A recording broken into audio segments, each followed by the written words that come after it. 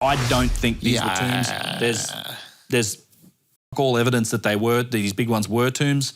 Some of them were used later on, undoubtedly, as tombs and repurposed that way, but not these ones. The big ones, I don't even think the dynastic Egyptians got into them, frankly. I think they couldn't get into them. Because I think we'd see a lot more evidence of it if they did. You don't think they could, because of just the sand, like, just block the openings? I mean, you got to imagine, like, when these things were covered in the casing stones, it's super white. It would have like reflected the sun like a mirror, and there's no visible joins. Cool. You cannot pry those stones out. There's no obvious entrance to it. You know, it's really difficult to look at that. The top of the middle one still has some of those casing stones that are weathered over time. But can you imagine these just perfect if it's white not pyramids that are just like, what the fuck are these? If it's not a tomb, this desert needs some giant triangles. If it's not a tomb, what would you conjecture is the purpose? I personally, and it's speculation, I think they were functional. I think they did something. I think they're all broken now. They don't work anymore. I think they were a functional device. What that is, I don't know. There's lots of theories out there. A guy named Chris Dunn, a good friend of mine, a very good author, engineer. He really has moved this whole field forward in a lot of ways when it comes to ancient precision and technology. Yeah. He has a theory that it's like the Giza power plant. His theory does explain all of the elements of the pyramid. He used it to correctly predict what was behind Gatenbrink's door, which is one of those little things in one of the shafts in the Great Pyramid. Can you explain this to us? Yeah, so there's really weird aspects to the Great. These are not functional, by the way. These are your bracelets? Yeah. You like clang them together? Yeah. Oh, Dynastic Egyptians, not that functional. Exactly. Dynastic Egyptians did not get it, dude. Yeah. The ancient Civ ones looks great, though. Yeah, they understand visuals, for sure. Yeah. They did. Okay. Yeah, so Gatenbrink's door, well, there's these strange features in there, right? You've got... So we're inside the Great Pyramid. So you go in, there's 3 chambers, right? Yeah. There's a subterranean chamber that's down way below it in the bedrock with a shaft that goes through the pyramid. Can we access that? Because I don't think I went inside. I don't know if I went down. So not unless you do like a special permission. Every time we rent it out for 2 hours, they open it up for us. Oh, wow. We go in there. So if you go in on a tourist ticket, you can go into like the Grand Gallery and up into the King's Chamber. Yeah, that's where most people go. Yeah. There's also a chamber below that called the Queen's Chamber. Now, both the so-called King and Queen's Chamber have these shafts, right? So there's the ones in the King's Chamber go to the outside. We know this because at some point, you know, some of these crazy British guys were rolling cannonballs down them, and they ended up in the King's Chamber. Like, that connects. Oh wow! So they just found cannonballs in the tomb, and they were like, well, they were just like, there's an opening. We think it might be one of these shafts. Let's find out. They're probably damaged. I mean, there's rods, there's explorations of these shafts. There's like big, long steel rods that they've tried to probe them with. But the ones in the Queen's Chamber are more interesting because they don't go to the outside. They terminate somewhere inside the structure. Now, this is like a 4 to 6 inch square shaft, right? Wait. It's 4 to 6 inch. It's this big. It's how the hell do you make that? It has to be made when you're building the structure. Like it has to be planned. We don't know where they go, but we sent robots down them, and it turns out they go to what looks like a little door. There's a little door at the end. It's a limestone plug, and it looks like it's got, if you go to like Gatenbrink's door, maybe there's pictures of it there, I don't know, but maybe this? Gatenbrink, yeah, that's it there. Well, that's after they drilled through it. So that actually... And on the door are these two, what they say are copper handles, but one of them's eroded more than the other. It's almost like it's an anode and cathode, like it may have been part of some sort of function. Like a fucking battery? Yeah, something like that. So part of Chris Dunn's theory, that's it there. So you had, this is what's at the end of this shaft. Get the fuck out of here. And then eventually... It's like a socket. Yeah, it's like a socket. Well, those little copper things that are on there. But no, the hole they drilled it. Okay. You see the drill bit there. Yeah. So Chris Dunn, anyway, so he explains all of these features of the pyramid in his Giza power plant theory. And using his theory, before they drilled through the hole, he said, what they're going to find is another void and another little door. And they drilled through the hole, they drilled through this wall, and guess what they found? Another void and another fucking door. Yep. Holy shit. So I think he was onto something. And again, it lines up with your theory. It's too advanced for it not to be functional. Yeah, there's no people. They like, oh, this is where the soul would have escaped and gone up towards like this is nonsense. And then to your such point an about achievement. Building a pyramid, just that shape is the most functional to build. This is a functional thing. That's why we're going to build it in a pyramid shape. 100%. Yeah, that is fucked. And they haven't drilled past this battery theory. They didn't drill past the second door. No, as far as no, there's there's a lot of nonsense going on about this for a long time. Like Gaten Brink sent his robot up the wrong shaft as well. We went and had a look in there, and Zahi threw him out of Egypt, and so there's been a lot of intrigue. There's a dark there's all sorts of stories when you dive into Egyptology, in particular in the last, let's say, 30, 40 years of what's gone on in these pyramids and on these sites and about who's done what where. It's a lot of stories that all revolve around certain particular characters that have been in charge of some antiquities departments in Egypt. Can you speak to the politics of why you can't start just excavating more of these shafts? It's controlled by the Council of Antiquities. It used to be called the Supreme Council of Antiquities in Egypt. For a long time, a guy named Zahi Hawass was in charge of that. And this is, this comes back to the labyrinth story as well that we mentioned before, or we talked about before.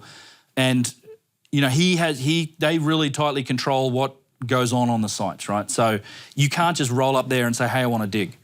The way that works is you have to partner with the council to do anything. And part of that is also they will want to know what your purpose is, what are you trying to find, and then they get to control the release of information at the end of it. So typically what happens is you have institutions like universities from France or Belgium, Austria, America, wherever, Britain, they have access to a particular site to do research in a certain way, and then that information is very slowly released whenever the Egyptian authorities deem it necessary to do so. Why are they so protective of this theory of history? Because science. Why are the people who are that's their claim to fame, my boy. That's all they got. I guess, but to me, science is constantly disproving other science. They don't give a fuck about science. They give a fuck about like, yo, we're Egyptian. These pyramids are fire. Everybody loves these pyramids. We made them. And if this dickhead comes over there and goes, nah, it was some other people 30,000 years ago. You just bumped in on it. They're like, man, shut the fuck up. I'm not going to let you discredit our whole shit. I guess in my mind, they're still Egyptian, and it would still be like, yo, we survived motherfucking apocalypse. We came back. Yeah. We're still here. There's a good argument to that. But I think they might look at it like, man, we didn't really do shit since back in the day. It's not even necessarily Egyptian that's driving this too. It's kind of a mainstream Egyptology and also, they don't want to take archaeology. the L. And also, I'm sure there's a religious component, which is like, you know, if you're dating the world, 6,000 years ago, and then you come in and it's 50,000 years, it's 100,000 years. Yeah, million years. Yeah. Oh, it operates a bit like a religion, to be honest. And unfortunately, there's a lot of domains of science that suffer from that type of embedded, dogma to one extent. And it does tie back to these. Essentially, what's history, right? It's a story that you cobble together from a collection of incomplete facts. Now, when more new facts come up, and Younger Dryas and all this new scientific work, we should be taking that into account. But the problem arises when it starts to pull the rug out of the people that have really set what that story is. And honestly, the story of history and civilization hasn't changed for around 100 years. It still hasn't changed, even with Göbekli Tepe. We still say, well, civilization started 6,000 years ago with the Sumerians, then the Egyptians, and then the Greeks and Romans, Chinese, all this other stuff. Yeah. Is there a framework here for how this could be conducting energy and power and what that power would be used for? Chris Dunn's Giza power plant theory takes into account all of this stuff. I'm not an expert on it, but it has a lot to do with acoustics. The Grand Gallery has a bunch of these Helmholtz resonators in it. It's a really interesting theory. There's like different fluids and chemicals used in these shafts. There's a lot to it. And there's a lot of evidence for it as well. Like those shafts in the Queen's Chamber, for example, I mean, they don't even come out into the Queen's Chamber. They terminate like 6 inches from the wall. So there was a guy running around like literally tapping on the wall. He's like, that sounds a bit different behind there. So they get a sledgehammer and they bust the wall open. They find the shafts. Like there's nothing. And when they first found the Queen's Chamber, by the way, it was covered in like 6 inches of these crystals that may have been the byproduct of some sort of chemical reaction. And in fact, I've got in here, actually, I shouldn't have gone in there, but they've been doing these experiments. So they unlocked one of these gates. There's like a shaft in the little grotto area that goes in, because there's this alcove in the Queen's Chamber, but you can go right into the masonry behind it and it opens up into a little grotto area. I crawled in there and I filmed, and you can still find chunks of this crystal and all these weird growths that are, because they cleaned it all up and carved it all off when they cleaned up the inside of the pyramid. But there's a lot of this weird evidence, like something else was going on. And what is his theory as to what this power could have been used for? Some form of energy. I don't know, some sort of microwave energy that they could have used if they had a receiver for it. They could have done it.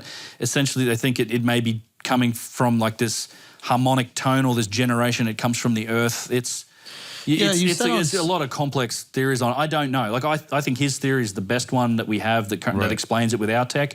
My personal opinion is I think it's probably broader than that. I think we don't quite understand what it's for, but I do think it was functional. Can you explain this resonance theory that you shared? I think it was on the Concrete podcast that you did.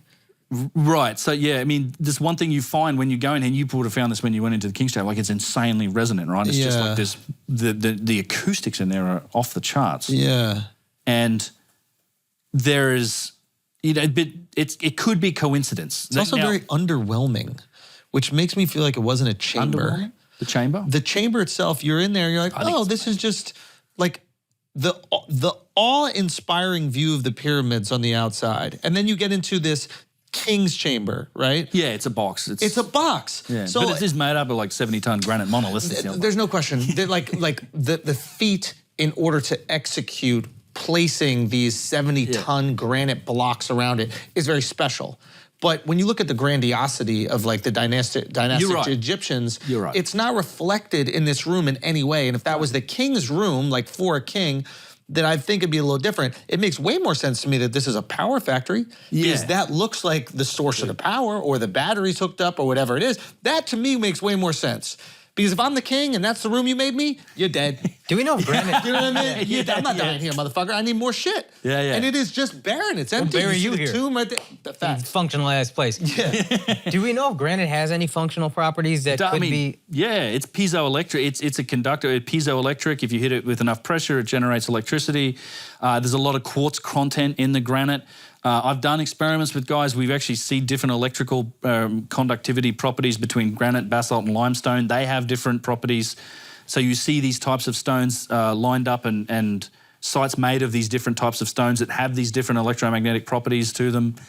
I think there's possibilities. I think that's where we should be experimenting and doing work to try and figure it out. Does it make, is there evidence of cities close to every one of these pyramids? Because that makes sense that if it's the power plant for the city, right? But if they're just out there in the middle of nowhere and there's no city around it, then it doesn't, the power plant theory kind of like goes away. We don't know. The city's probably built on top of the remnants of older cities. I mean, you see this in Cusco and other places too. Yeah. I mean, so each of those pyramids, that's the interesting thing about those pyramid sites is that they are all, I call them like the Sun Belt. From each one, you can see the next one. So starting up at Abu Rawash, up on the hill, you can see Giza, then you can look down to see, Abu Sir to Saqqara to Dashur, and you see each other on the horizon. So, I mean, I don't know, maybe they're all connected. There's been rumors of underground infrastructure in between these sites. I've heard that story. Get the fuck out of here. Yeah. Connecting all the... Potentially. I've heard that story. I don't know. Which would make sense functionally if you need to power the whole city or whatever. Yeah. So now, something so monumental as the pyramids of Giza and the fact that perhaps maybe other people built them and then they were discovered by new people and then those people died out and discovered by new people. Why was it eventually just left so barren for so long? Well, it was used as a quarry. Eventually, it's like, you know what's easier than digging up stone from the ground? Taking the stone from this damn thing. And quarry, just for anybody listening, it's just a sourcing place for stone. Yeah, there were sources of quarries. People would just take stone from it. Like people lived up until about probably less than 100 years ago. People lived at these sites in Egypt, the temples, the pyramid places. Before they became these tourist attractions, people would pitch their tents and they'd cut holes in the stone to tie the camels up. Donkeys or whatever, and they'd live there. Like, same as all the temples. People just live there, turn into markets. I mean, we blackened the ceilings of these temples from cook fires for generations. And then eventually the government came along and says, you know what, you guys get all the F out. We're going to turn these into tourist attractions. So in some ways, like we've inherited them, these sites today. We use them as tourist attractions. We've renovated them as tourist attractions. You would think that the neighborhood... Maybe the Egyptians did the same thing. ...around the pyramids would be like Central Park...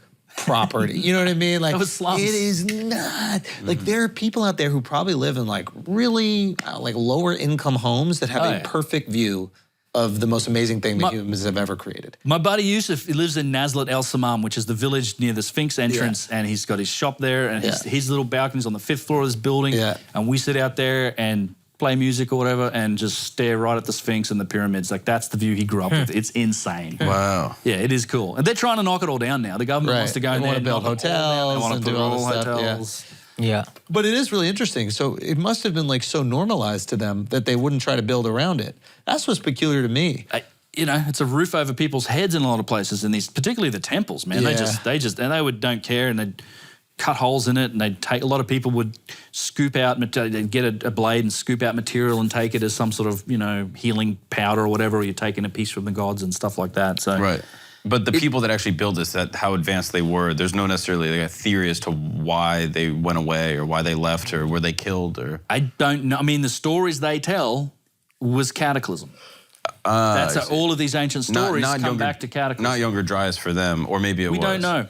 We don't know. Well, let's put it this way. So the Egyptians themselves, I don't think you can separate the dynastic Egyptians from the what you might call the builder culture, right? The advanced culture. The Egyptians themselves call themselves a legacy culture. So they describe 2 time periods before the dynastic civilization. The oldest one is called Zep Tepi. It's when the gods themselves walked to the earth. They had mystical capabilities. It went for like 25,000 years. Yeah, those were the gods that then get worshipped as gods in their pantheon. They supposedly walked the earth. This is Horus, Osiris. Yep. And then after they went away, for whatever reason, there's a time called Shemsu Hor, or the followers of Horus.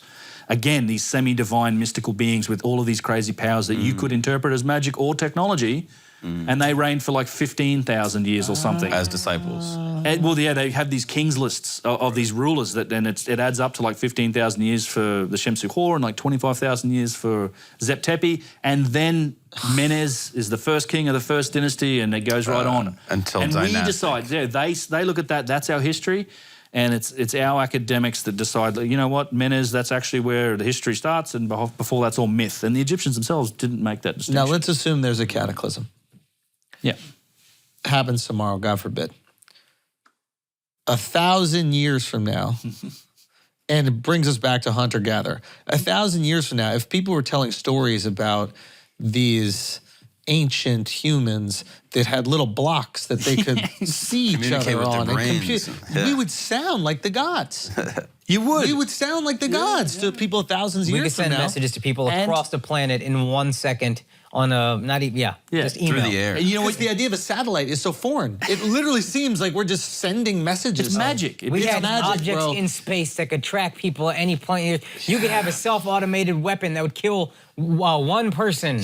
Like a drone sounds like the craziest thing. The angry gods that would strike down the wicked. Yeah, and you might even imitate it. You might find a black shiny rock and carve it to look like that and try and do it. And that's, I think, what's happened in ancient Egypt, because across these categories of artifacts and objects, you see like a tale of two industries. You have the advanced objects, and then you have the primitive objects that match the primitive tools. So I think there was a lot of imitation and replication going on. I think a lot of these places, like these ancient sites, the Old Kingdom sites, the pyramid sites, eventually became ceremonial sites by the ancient Egyptians. They were the ones dancing around the campfires trying to turn them on again, because they've got some cultural memory of something happening, of something working. It's oral story. We would do the same thing. It's human nature. How do we get this thing So this going is again? still Egyptians.